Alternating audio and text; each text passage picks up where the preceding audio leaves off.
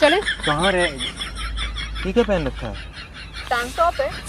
नहीं, ये नहीं पूछा कि टैंक टॉप है, ये ई रिक्शा टॉप है। टैंक टॉप है क्या मतलब हथगोले छोड़कर सरहद पे जा रही हो तुम? इतनी भी गर्मियाँ नहीं आ गई हैं अरे यार। मुझे लग रही है गर्मी ना। लेकिन लड़के भी तो देखते हैं तृप्ति। लड़के तो देखते ही लड़कियों को ना। अब फिर से शुरू मत हो जाना तुम। और तुम्हारा भी जो मन किया है वो पहनो, तुमसे किसी ने मना किया है? लेकिन तुम पहनते ही शर्ट और टी शर्ट हो तो क्या ही करें, मेरी गलती थोड़ी न है। और तारीफ को तारीफ की तरह लेना सीखो, don't be so narrow minded. ये क्या पहन रखा है? क्या पहन रखा है? हाँ वही पूछते हो, क्या पहन रखा है? मर्दों का टैंक टॉप है, टाटा 460। उतारो इसे। कैसे उतारो? ऐसे कैसे सबके सामने उतार दूं मैं? चेंज करके आओ। मेरे पास चेंज करने के लिए नहीं है कपड़े। आशिका, ठीक है, वो लड़की देख रही है।